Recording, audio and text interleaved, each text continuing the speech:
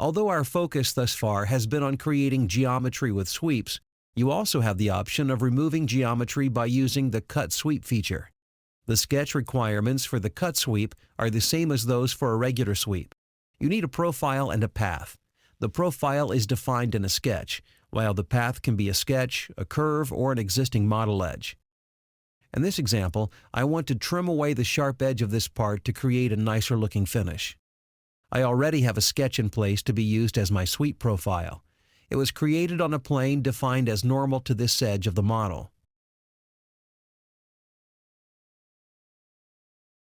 Once activated, the property manager for the cut sweep should look familiar.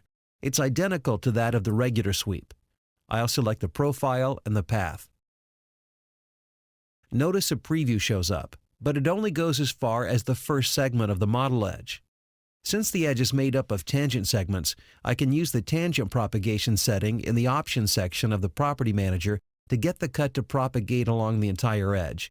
If your preview does not update, you can simply deselect and reselect the path. At this point, I can click OK and the cut sweep is complete.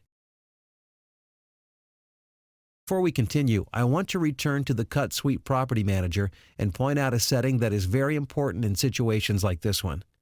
The setting is called Align with End Faces, and it's found in the Options section of both regular and cut sweeps. I'll uncheck this setting and click OK so we can examine the results.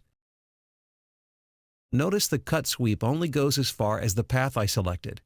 In most situations, you don't want to be left with extra material like this. By default, SolidWorks will extend the sweep up to the next available face. However, this only happens if the Align with End Faces option is enabled.